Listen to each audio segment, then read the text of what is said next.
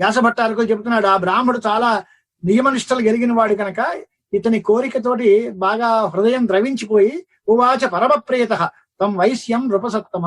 ఆ కోమట ఆయనకి ఓ మార్గం చెబుతున్నాడు. పూజనం భగవత్యాశ్చ హవనం భోజనం తథా వేదపారాయణం శక్తి జప హోమాదికం తథా కురుష్వాద్య యథాశక్తి తవ కార్యం భవిష్యతి. ఈ అమ్మవారి వ్రతం నవరాత్రోత్సవాలు చెయ్యి, వేదపారాయణం చేయించుకో, శక్తి అమ్మవారి యొక్క జపాలు చేయించు, వీలైనంత వరకు హోమాలు చేయించు. అంటే తినడానికి తిండే లేదండి, హోమాలు దర్పణాలు అంటారు, ఎక్కడ కుదురుతుందండి, డబ్బులన్నీ ఎక్కడ వస్తాయి అని అంటే, ఏతస్మాద్ అపరం కించిత్ వ్రతం నాస్తి ధరాతలే నవరాత్రాభిజం వైశ్య పావనం సుఖదం తథా. పరమ పవిత్రమైనది, అన్ని రకాలైనటువంటి ప్రయోజనాల్ని సమకూర్చి పెట్టేది నవరాత్ర వ్రతం అనేటువంటిది ఉంది కనుక, ఇది శత్రువుల్ని నశింపజేయాలన్నా ఇదే, సుఖాన్ని పెంచాలన్నా ఇదే, జ్ఞానాన్ని ఇవ్వాలన్నా ఇదే, మోక్ష ప్రాప్తికి కారణమన్నా ఇదే. ఇలాంటి ఈ రకమైనటువంటి వ్రతాన్ని చెయ్యి. ఎలాగండి, నీకు ఎంత వీలైతే అంతేనయ్యా. ఏం వస్తువులు లేవు, మనస్సులో అనుకో, అమ్మా నేను ఇదే ఇస్తున్నాను, నీకు వస్త్రం సమర్పయామి అని మానసికమైన పూజ చేసుకో చాలు. పూజ చెయ్యి, దానికి వస్తువులతో పని లేదు, నీ భక్తితో పని. నీ మనస్సులో నిజమైనటువంటి పూజ చెయ్యాలి అనేటువంటి భక్తి ఉండి, నీ దగ్గర డబ్బులు ఏమీ లేకపోయినా దానిలో నీళ్ళ చుక్కలు ఉంటాయి లేదా అక్షతలు ఉంటాయి, అది కూడా అక్కర్లేదు, మానస పూజ ఉంది. నీ కేవలం భావన మాత్ర సంతుష్ట, నీ భావన చేతే అమ్మవారు సంతోషిస్తుంది, దానివల్ల నీకు ఐశ్వర్య ప్రాప్తి కలుగుతుంది అనేటువంటి అభిప్రాయాలన్నీ కూడా చెప్పారు. ఎవరైనా చేశారా అండి అని. ఎవరండి? రామచంద్రమూర్తి, ఆయన క్షత్రియుడు, ఆయన చేసిందండి. రాజ్యభ్రష్టేన రామేణ సీతావిరహితేన చ కిష్కింధాయాం వ్రతం చేతత్ కృతం దుఃఖాతురేన వై. ఎన్ని దుఃఖాలు అని అంటే, రామచంద్రమూర్తి వనవాసం వచ్చేశారు, రాజ్యం పట్టాభిషేకం కావలసిన సమయంలో అది పోయింది, అడవులు పట్టిపోయాడు. పోయి బాగానే ఉంది, పెళ్ళాం తమ్ముడు బాగానే ఉన్నారు, సంసారం చేసుకున్నామండి, ఆ పెళ్ళాన్ని ఎవడో ఎత్తుకుపోయాడు. సీతాపహరణం, రావణాసురుడు సీతమ్మని అపహరించిపోయాడు. ఇప్పుడు సీతా విరహితేన రాజ్యభ్రష్టేన రామేణ, 3 విశేషణాలు. రామచంద్రమూర్తి, ఆయన రాజ్యం పోయింది, భార్య అపహరింపబడిపోయింది, చాలా వియోగంలో అనేక రకాలైన కష్టాల్లో అనుభవిస్తున్నాడు. కిష్కింధలో కోతుల మధ్యలో కాలక్షేపం చేస్తున్నాడు. ఏం చెయ్యాలి, దిక్కు తోచలే. సరికి అమ్మవారి వ్రతం చేస్తాను అని నవరాత్రి వ్రతం చేశారట శ్రీరామచంద్ర మహాప్రభువు. ఆయనకి సీతా సందర్శనం కలిగింది, ఆయన సంతోషంగా ఉన్నాడు అనేది పురాణంలో కథ చెబుతున్నాడు. ఆయన ప్రతప్తేనాపి రామేణ సీతావిరహ వందిన విధివత్ పూజితా దేవి నవరాత్రం వ్రతేన వై. ఆ సీతావియోగ దుఃఖంలో ఉండే శ్రీరామచంద్ర మహాప్రభువు వారు ఈ నవరాత్రోత్సవాలతో అమ్మవారిని సేవించాడు. తేన ప్రాప్తాథ వైదేహి కృత్వా సేతుం మహార్ణవే. దానివల్ల అమ్మవారు దొరికింది అని. సీత దొరకడం పెద్ద కష్టం కాదు, కానీ ఎక్కడ దొరికింది? పక్కింటి వీధిలో పడుకుని తెచ్చేసుకోవడం సుఖమే, కానీ శతయోజన విస్తీర్ణమైనటువంటి సముద్రాన్ని దాటాలి, లంకలోకి వెళ్ళాలి, వెళ్ళడమేలాగా. అంటే దానికి సేతు నిర్మాణం చేశారు. అంటే అసాధ్యమైనటువంటి కార్యక్రమాన్ని చేసే శక్తిని అమ్మవారు ప్రసాదించింది. కృత్వా సేతుం మహార్ణవే, అద్భుతమైనటువంటి సముద్రంలో సేతు నిర్మాణం చేశారు. హత్వా మందోదరీనాథం కుంభకర్ణం మహాబలం, మహాబల సంపన్నులైనటువంటి రావణ కుంభకర్ణులు ఇద్దరిని చంపి తర్వాత అమ్మవారిని తీసుకొచ్చాడు. ఈ 2 వాళ్ళని వధించడము లోకోత్తరమైన చరిత్ర, దేవతలు ఎవరూ చేయలేని పని. రావణ కుంభకర్ణుల్ని వధించడం అనేది చిన్న విషయం కాదు, సముద్రంలో సేతు నిర్మాణం అంటే చిన్న విషయం కాదు. కానీ అవన్నీ చేసే శక్తి ఎలా వచ్చింది రాముడికి అంటే ఈ నవరాత్ర వ్రత మహిమ వల్ల వచ్చింది. తేన ప్రాప్త అథ వైదేహి కృత్వా సేతుం మహార్ణవే హత్వా మందోదరీనాథం కుంభకర్ణం మహాబలం మేఘనాదం సుతం హత్వా కృత్వా భూపం విభీషణం పశ్చాత్ అయోధ్యామాగత్య ప్రాప్తం రాజ్యమకంటకం. అంత మొత్తం రామాయణ కథ అంతా చెప్పేశారు. రావణ కుంభకర్ణుని చంపారు, ఇంద్రజిత్తుని సంహరించారు, తర్వాత విభీషణుడిని పట్టాభిషిక్తుడిని చేశారు లంకా సామ్రాజ్యానికి. తర్వాత పుష్పక విమానంలో బంధుమిత్ర పరివారంగా చక్కగా అయోధ్య నగరానికి వచ్చారు, పట్టాభిషిక్తులై లోకాన్ని అంతటినీ ఉద్ధరించారు. దీనికి కారణం ఏంటి? నవరాత్ర వ్రతస్య అస్య ప్రభావేణ విశాంవర సుఖం భూమితలే ప్రాప్తం రామేణ అమిత తేజసా.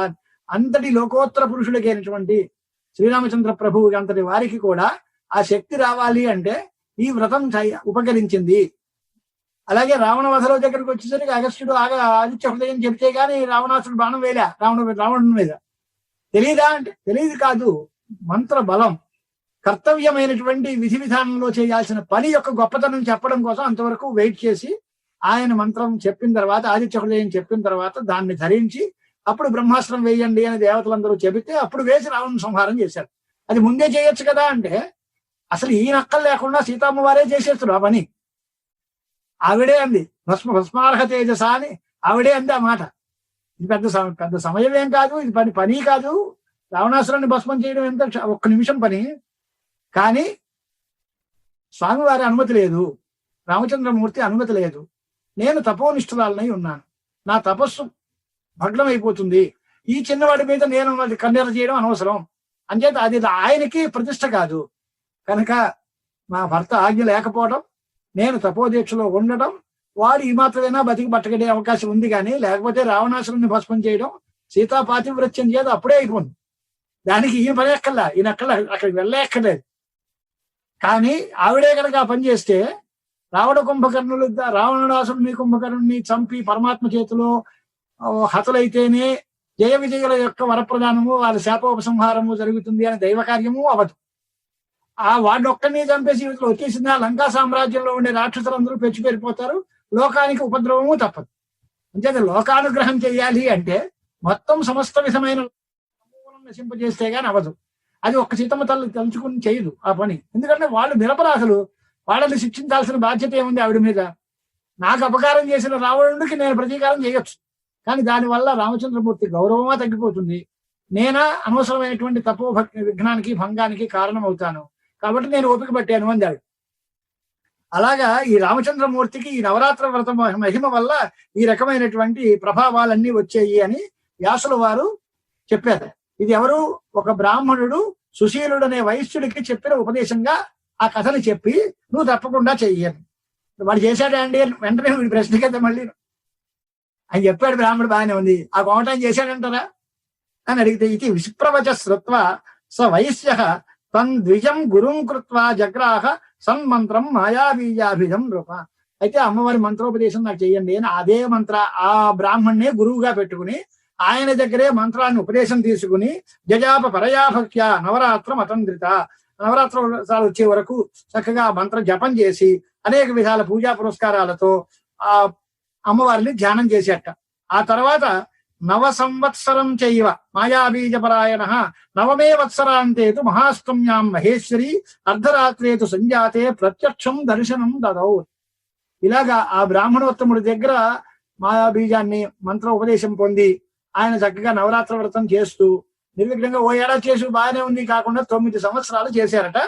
9 సంవత్సరాలు చేసిన తర్వాత 9వ సంవత్సరం రాత్రి వేళ మహాష్టమి నాడు అమ్మవారు జగదంబిక అర్ధరాత్రంలో ప్రత్యక్ష దర్శనం ఇచ్చి అనేక వరాలన్నీ ఇచ్చి వాడిని కృతార్థుని చేసింది. అంటే చివరికి దేవి సాక్షాత్కార ప్రదాయకమైన వ్రతం ఇది. దుర్గాష్టమి నాడు అమ్మవారి దర్శనమే వస్తుంది అన్నంత గొప్ప ఫలం కలిగినటువంటి నవరాత్రి వ్రతము అని దీన్ని వైభవంగా వర్ణించారు. అంటే మళ్ళీ పురాణం తాలూకు కథ ప్రకారం రాముడు చేశారన్నారు బాగానే ఉందండి. కథం రామేణ తచ్చీర్ణం వ్రతం దేవ్యాహ సుఖప్రదం రాజ్యభ్రష్ట కథం సోద్య కథం సీతాహృత పునః. మనందరికీ రామాయణ కథ వినేశాం కనుక రామాయణ కథ తెలుసు, కానీ జనమేజయ మహారాజా వారికి రామచంద్రమూర్తి యొక్క కథ పూర్తిగా తెలియదు. ఆ జనమేజయుడు అడిగాడు, ఎవడో రాముడు చేశారన్నారు, వాడి రాజ్యం పోయిందన్నారు, సీతమ్మ అపహరింపబడిందన్నారు, ఆ కథ ఏమిటో మాకు చెప్పండి అన్నాడు. ఆ రాముడు అంటే ఎవరు, ఆయన సీతమ్మని ఎందుకు అపహరించారు, ఎవరు అపహరించారు, రాజ్యభ్రష్టం ఎలా అయింది, రాజ్యభ్రంశం ఎందుకు వచ్చింది, ఆ రామాయణ కథ అంతా నాకు చెప్పండి అని జనమేజయ మహారాజు అడిగితే వ్యాస భట్టారకుడు ఆ రామాయణ కథను అంతటిని సంక్షిప్తంగా ఇక్కడి నుంచి ప్రారంభించి చెప్తున్నారు. ఇవన్నీ చెప్పుకోవడం ప్రారంభిస్తే మనకి తెల్లారుతుంది. అంటే దానిలో ప్రారంభ శ్లోకాలు చెప్పి రామాయణం మీకు అందరికీ తెలిసినదే కనుక రాజా దశరథ శ్రీమాన్ అయోధ్యాధిపతి పుర సూర్యవంశధరశ్చాసి దేవబ్రాహ్మణ పూజక అని ఆరంభం చేశారు. అయోధ్య నగరం అనగనగనగా ఒక అయోధ్య.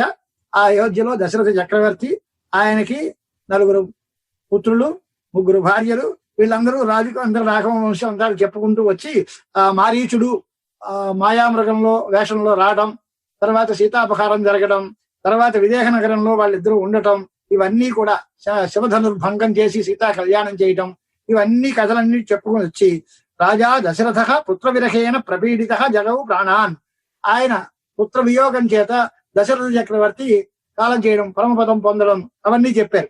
పంచవటిలో రామచంద్రమూర్తి నివాసం చూపించారు. శూర్పణఖ వైరూప్యం, శూర్పణఖ చెవు ముక్కులు కోయడం, అక్కడి నుంచి వచ్చిన తర్వాత ఖరదూషణాదులతో సంగ్రామం, జనస్థానంలో ఉండేటువంటి రాక్షస సంహారం ఇదంతా జరిగి మళ్ళీ వెళ్ళి మారీచుడు మాయామృగంలో రావటం, రావణుడు భిక్షుక వేషంలో వచ్చి సీతమ్మ వారిని అపహరించడం ఇవన్నీ చెప్పుకొచ్చారు. సోథ భయమృగో భూత్వా సీతాదృష్టిపథంగత మాయావీచ అతిచిక్రాంగ చరణ్ ప్రబలమంతికే.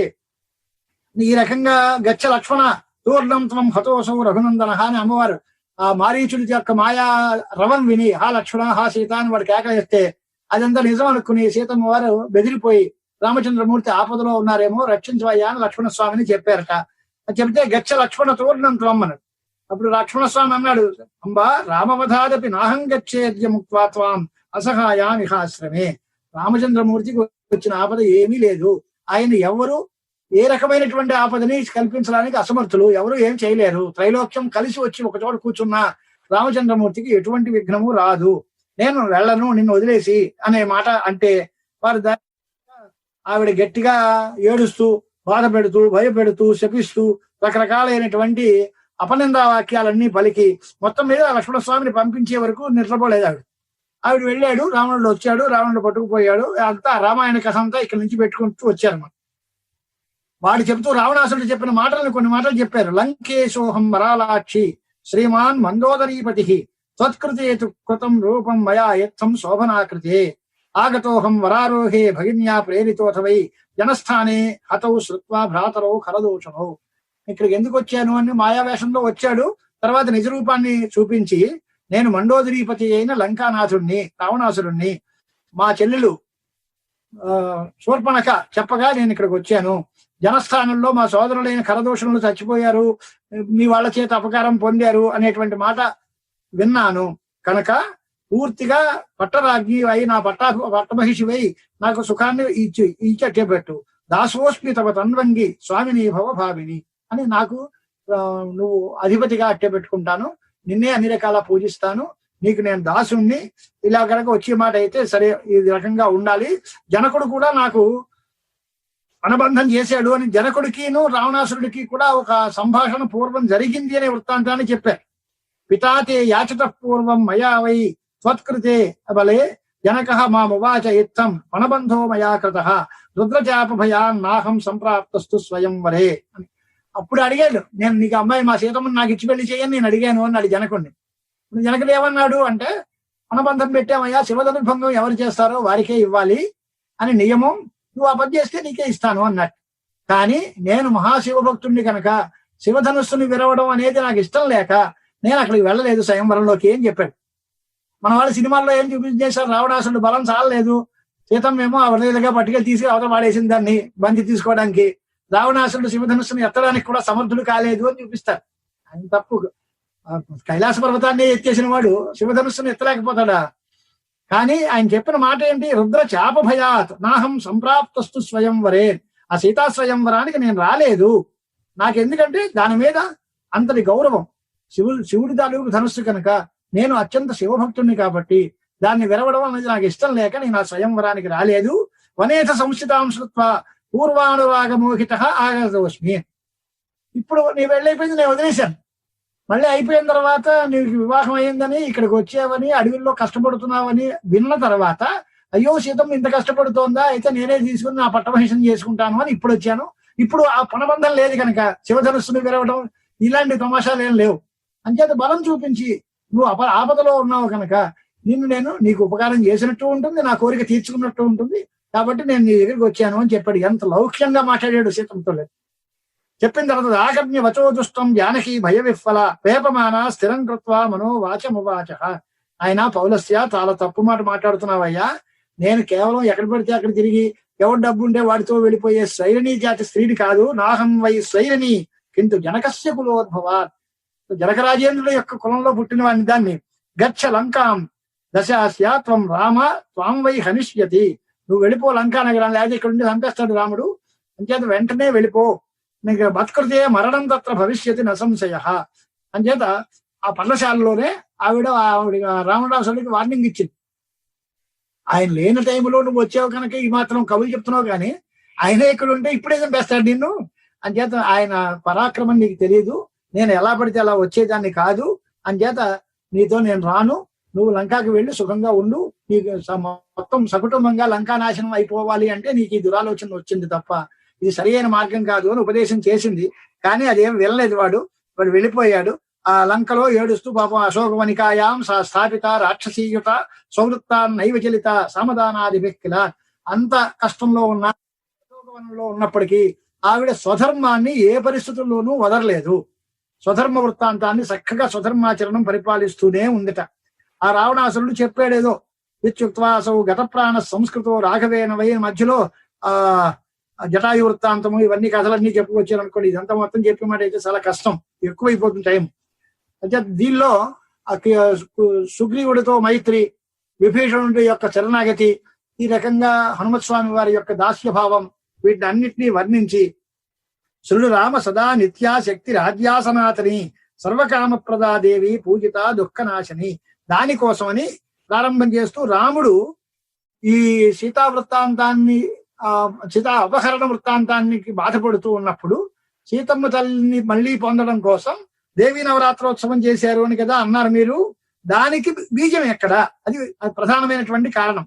దానికోసం చెప్పి విశ్వామిత్రేణ కాకుస్థ కృతమేతం నసంశయ, ఇవన్నీ కూడా వాళ్ళందరికీ చెప్పినటువంటి మాటలు ఏమిటి అంటే, మీరు ఈ రకమైనటువంటి అభిప్రాయాలు ఇబ్బంది ఉన్నాయి కనుక నువ్వేమో చాలా దుఃఖంలో ఉన్నావు.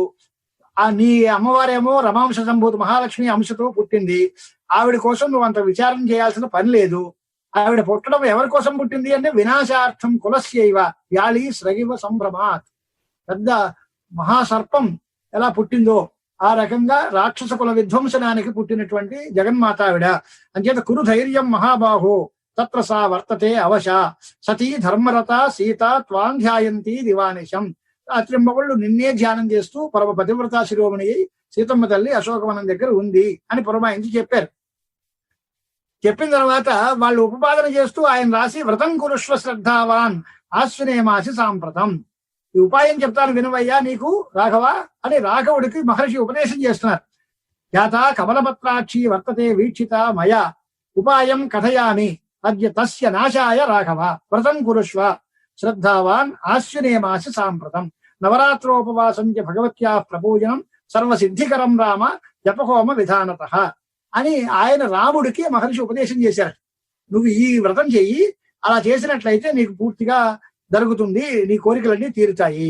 దానిలో ఎలాగా దశాంశం హవనం కృత్వా సశక్త త్వం భవిష్యసి, జపహోమాదులు చేసి జపము తద్దశాంశం హోమము తద్దశాంశం తర్పణం తద్దశాంశం బ్రాహ్మణ భోజనం, ఈ క్రమం అంతా కూడా మనకి అలవాట్లో ఉన్న మాటలు. అవన్నీ కూడా మహర్షి చెప్పి దానివల్ల నువ్వు సుఖంగా రాజ్య పట్టాభిషిక్తులవై లోకాన్ని అంతటినీ ఉద్ధరిస్తావు అని చెప్పారు.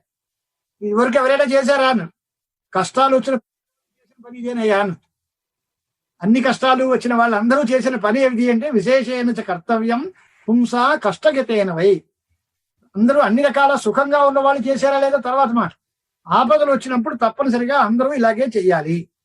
ఎవరెవరు అంటే లిస్ట్ ఇచ్చేస్తున్నాడు ఆయన. విశ్వామిత్రేణ కాకుస్థ కృతమేతం న సంశయ, విశ్వామిత్ర మహర్షి చేశారు, భృగు మహర్షి చేశారు, అథ వశిష్ఠేన కశ్యపేన తథైవ చ గురునా హృతదారేణ కృతమేతం మహావ్రతం. వశిష్ఠ మహర్షి చేశారు, కశ్యప మహర్షి చేశారు, గురువు దేవగురువైన బృహస్పతి తన భార్యని చంద్రుడు పట్టుకుపోతే తారాశశాంకం కథలో ఆయన చేసుకున్నాడు. అంచేత తస్మాత్ త్వం కురు రాజేంద్ర రావణస్య వధాయ చ, రావణ వధ చేసి సీతమ్మ తల్లిని మళ్ళీ తీసుకురావడం కోసం నువ్వు ఈ వ్రతాన్ని చెయ్యి. ఇంద్రేణ వృత్రనాశాయ కృతం వ్రతం అనుత్తమం. ఇంద్రుడు వృత్రాసురుణ్ణి చంపినప్పుడు ఈ వ్రతం చేశారు. త్రిపురాసుర సంహారం చేసినప్పుడు పరమశివుడు చేశాడు ఈ వ్రతాన్ని. త్రిపురస్య వినాశాయ శివేనాపి కృతం హరినా మధునాశాయ కృతం మేరవు మహామతే. హరి శ్రీ మహావిష్ణువు తర్వాత మధుకైటవ రాక్షస సంహారం కోసం ఈ వ్రతాన్ని చేశారు. కాబట్టి నువ్వు ఈ వ్రతాన్ని చెయ్యి అని శ్రీరాముడికి వాళ్ళు నారద మహర్షి ఉపదేశం చేసిన కథలు ఇవన్నీ. చేసిన తర్వాత నారదుడు చెప్పారట, శృణు రామ సదా నిత్యాశక్తి ఆద్యా సనాతని. ఆ ఆదిపరాశక్తి సర్వకామప్రదురాలైనది, దుఃఖనాశనం చేసింది, సమస్త జంతువులకి కూడా కారణభూతమైనది. ఆ శక్తి ఇదమిత్తంగా ఇంత అని చెప్పడానికి వీల్లేనిది. మహావిష్ణువులో ఉండే పరిపాలనా శక్తి, బ్రహ్మగారిలో ఉండేటువంటి రుద్ర సృష్టి శక్తి, రుద్రస్య నాశశక్తి సా తత్తు అన్యశక్తి పరాశివ, వాళ్ళన్నిటికంటే కూడా గొప్ప శక్తి, ఆ శక్తులందరినీ ప్రసాదించిన పరాశక్తి స్వరూపం జగదంబిక. న బ్రహ్మా న యదా విష్ణుర్న రుద్రో న దివాకర న చ ఇంద్రాద్యా సురా సర్వే న ధరాధరా తదా సా ప్రకృతి పూర్ణ పురుషేణ పరేణ వై సంయుత విహరత్యేవ అని. ఆది యుగంలో బ్రహ్మ విష్ణు మహేశ్వరుడు ఇంద్రుడు చంద్రుడు ఎవరూ లేనప్పుడు కూడా ఆ మహా కామేశ మహిషిగా ఆది పరాశక్తి సదాశివ పతివ్రతగా ఉన్నటువంటి ఆ తల్లి అనాది మధ్యాంతములు కలిగిన ఆది మధ్యాంత రహితురాలై శాశ్వతంగా ఉంది కనుక అసంఖ్యాతమైన నామాలతో విరాజిల్లుతోంది కాబట్టి అకారాది క్షకారాంతై స్వరైర్ వర్ణైస్తు యోజితై అసంఖ్యేయాని నామాని భవంతి రఘునందన. అంచేత రాముడికి నారద మహర్షి ఈ శక్తి స్వరూపం అంతా కూడా చూపించి ఈ నవరాత్ర వ్రతం చెయ్యమని చేశాడు. ఆయన చెప్పిన తర్వాత సంప్రాప్తే చ ఆశ్వరేమాసి తస్మిన్ గిరివరే తదా ఉపవాసపరో రామ కృతవాన్ వ్రతముత్తమం అని ఉపసంహారం చేశారు. ఉపవాసాలు చేసి రామచంద్రమూర్తి ఆ కిష్కింధలోనే అక్కడే ఆ గిరివరంలో, ఆ గిరి అని మాల్యవంతపట పర్వం ఆ ప్రాంతాల్లో ఉపవాసం చేసి ఇవన్నీ చేశారు. భ్రాతరు చక్రతు ప్రేమ్నా వ్రతం నారద సమ్మతం అష్టమ్యాం మధ్యరాత్రేతు దేవి భగవతి సా. ఆ రామలక్ష్మణులు ఇద్దరూ చేశారట. అక్కడ చేసినప్పుడు అష్టమి నాటి రాత్రి అమ్మవారు సాక్షాత్తు ప్రత్యక్ష దర్శనం ఇచ్చి సింహారూఢురాలై ఆవిడ్ని చూపించి గిరిశృంగంలో కూర్చుని రాఘవుణ్ణి మేఘగంభీరమైన వాక్కుతో అమ్మవారు పలికిందట. రామ రామ మహాబాహో తుష్టాస్మి అద్య వ్రతేనతే. ఓ రామ మహాబాహో పరాక్రమ సంపన్నుడైన శ్రీరామ, నీ వ్రతం చేత నేను చాలా సంతోషించాను. ప్రార్థయస్వ వరం కామం ఎత్తే మనసి వర్తతే. నువ్వు నారాయణాంశ సంభూతుడివి, కేవలం మానవలోకంలో దేవకార్యం కోసం పుట్టినవాడివి. రావణ వధే ప్రధానమైనటువంటి లక్ష్యం. అంచేత నువ్వు ఈ రకంగా రావడానికి తగినటువంటి కార్యం ఉంది కనుక నీవు దీనికోసం శోకామగ్నుడివై ఉండాల్సిన పని లేదు. నీ కోరిక ఏదైనా సరే దాన్ని అంతటినీ నేను తీరుస్తాను అని గతంలో జరిగిన అవతార కథలన్నిటినీ కూడా అమ్మవారే రాముడికి వినిపించిందట. పురా మత్స్యతనం కృత్వా హత్వా ఘోరంతి రాక్షసం త్వయా వై రక్షిత వేదాహ. మత్స్యావతారంలో మత్స్య అవతారాన్ని ఎత్తి ఆ హయగ్రీవ రాక్షసుని సంహరించి వారి దగ్గర శోభకాసురుడిని సంహరించి అక్కడి నుంచి వేదాలను తీసుకొచ్చిన వాడివి నువ్వే. భూత్వా కశ్యప రూపస్తు ధృతవాన్ మందరంగిరిం. కశ్యప రూపంలో కూర్మావతారంలో మందర పర్వతం ఎత్తి మొత్తం దేవాసుర సంగ్రామంలో ఆ క్షీరసాగర మథనానికి ఉపయోగపడిన వాడివి నువ్వే. హిరణ్యాక్షుణ్ణి ఆదివరాహమూర్తిగా సంహరించిన వాడివి నువ్వే. నారసింహీం తను కృత్వా హిరణ్యకశిపుం పురా. నృసింహస్వామి అవతారంతో హిరణ్యకశిపు సంహారం చేసిన వాడివి నువ్వే. ప్రహ్లాదం రామ రక్షిత్వా గతవానసి రాఘవ. వామనం వపురాస్థాయ పురా చలితవాన్ బలిం. బలి చక్రవర్తిని వామన రూపాన్ని పెట్టి వారిని మోసగించి పాతాళానికి పంపించి ఇంద్రుడికి రాజ్యాన్ని ఇప్పించిన వాడివి నువ్వేనయ్యా. అంచేత కేవలం నీవు దేవకార్యం కోసం పుట్టిన వాడివి తప్ప సామాన్య మానవుడివి కాదు. ఇలాంటి దుఃఖం నీకు పనికిరాదు. జమదగ్నిసుతస్త్వం మే విష్ణోరంశేన సంగత. జామదగ్నుడు పరశురామావతారంతో కూడా నువ్వే వచ్చావు. ఆ క్షత్రియులందరినీ సంహరించి లోకాల్లో క్షత్రియులు లేకుండా చేసి ఇప్పుడు ఈ రకంగా దశరథాత్మజుడుగా నువ్వు పుట్టావు. దీనికి కారణం ఏమిటి అంటే ప్రార్థితస్తు సురై సర్వై రావణేన అతిపీడితై కపయస్తే సహాయా వై దేవాంశా బలవత్తరాహ. ఈ కపులందరూ మామూలు కోతులు కాదు, దేవాంశ సంభూతులైన వాళ్ళు. నీ సహాయం కోసమే ఇక్కడికి పుట్టారు. అంచేత చక్కగా నువ్వు వసంతే సేవనం కార్యం తయాచ అతిశ్రద్ధయా. వసంత ఋతువు వచ్చినప్పుడు కూడా మళ్ళీ నా పూజ చేయి, నువ్వు రావణ్ణి సంహరిస్తావు, రాజ్యం సుఖంగా ఉంటావు, 11,000 సంవత్సరాలు రాజ్యం చేస్తావు అని కూడా ఆవిడే వాగ్దానం చేసిందట. ఏకాదశ సహస్రాని వర్షాన్ని పృథివీతలే కృత్వా రాజ్యం రఘుశ్రేష్ఠ గంతాసి త్రిదివం పునః. తర్వాత ఈ వైకుంఠానికి నువ్వు చేరతావు, 11,000 సంవత్సరాలు నువ్వు రాజ్య పరిపాలన చేస్తావు అని అమ్మవారు ఆ సాక్షాత్ దర్శనం అనుగ్రహించి ఆ రామచంద్రమూర్తికి చెప్పి అంతర్ధానం చెందిందట. తర్వాత ఈ వ్రతం పూర్తి చేసిన తర్వాత దశమీ దినంలో విజయ పూజనం చేసుకుని అనేక దానాలు చేసి ఆ రామచంద్రమూర్తి రావణ వధ కోసం ఉపక్రమించి బయటికి వెళ్ళడం ప్రారంభించారు. కపిపతి బలయుక్త సానుజ శ్రీపతిశ్చ ప్రకట పరమశక్త్యా ప్రేరిత పూర్ణకామ ఉదతి తటకతోసౌ సేతు బంధం విధాయాప్యహనత్ అమరశత్రుం రావణం గీతకీర్తి అని రామాయణ కథని ఉపసంహారం చేశారు. ఇలా ఎందుకు చెప్పారు అంటే దీనికి ఫలశ్రుతి చెబుతున్నారు అనమాట. యశృణోతి నరో భక్త్యా దేవ్యాశ్చరితముత్తమం స భుక్త్వా విపులాన్ భోగాన్ ప్రాప్నోతి పరమం పదం. సంతి అన్యాని పురాణాని విస్తరాని బహూని చ శ్రీమద్భాగవతస్యాస్య మే మతిః అని తృతీయ స్కంధం సమాప్తిలో దేవి నవరాత్ర వ్రత మాహాత్మ్యం, దాన్ని పూర్వం మహర్షులందరూ చేశారు, విష్ణుమూర్తి చేశారు, సాక్షాత్తు పరమశివుడు చేశారు, భృగు మహర్షి చేశాడు, కశ్యపుడు చేశాడు, ఇవన్నీ చెప్పి నువ్వు కూడా చెయ్యి అని చెప్పి ఆ వ్రతం చేయడం వల్ల అమ్మవారి సాక్షాత్కారం పొంది రామచంద్రమూర్తి రావణ వధ చేసి సీతా అమ్మవారితో కలిపి అయోధ్య నగరానికి తిరిగి వచ్చి 11,000 సంవత్సరాలు రాజ్య పరిపాలన చేసి లోకాన్ని సుభిక్షంగా పరిపాలించారు. జయత్యతిబలో రామో లక్ష్మణశ్చ మహాబలః హనుమాన్ శత్రు సైన్యానాం నిహంత మారుతాత్మజ అని రాజా జయిత సుగ్రీవ అని మనం జయమంత్రాలు అన్ని చెప్పుకుంటూ ఉంటాం. అలాగే నమోస్తు రామాయ సలక్ష్మణాయ దేవ్యై చ తస్యై జనకాత్మజాయై నమోస్తు రుద్రేంద్రయమానిలేభ్యః నమోస్తు చంద్రార్క మరుద్గణేభ్యః ఆపదామపహర్తారం దాతారం సర్వసంపదాం లోకాభిరామం శ్రీరామం భూయో భూయో నమామ్యహం. తర్వాత కృష్ణావతారంలోకి వెళ్తాం. చతుర్థ స్కంధంలో రామావతార కథలన్నీ పూర్తి చేశారు 3వ స్కంధంలో. అయిన తర్వాత చతుర్థ స్కంధంలోకి వెళ్ళేసరికి కృష్ణావతారము ఆ కథలన్నీ చెప్పుకుని 5వ స్కంధంలో మళ్ళీ విస్తారమైనటువంటి రాక్షస సంహారాలు అవన్నీ ఎదురుకు వస్తాయి. ఇక్కడికి 3 స్కంధాలు మనం పూర్తి చేసుకున్నాం అమ్మవారి అనుగ్రహం చేత. ఈ స్కంధం సమాప్తి ఇప్పుడు అయిపోయింది కనుక ఇక్కడ వదిలేసి చతుర్థ స్కంధం మళ్ళీ ఈసారి మనం మళ్ళీ కలుద్దాం. శ్రీమాత్రే నమః. సర్వం జగదంబార్పణమస్తు.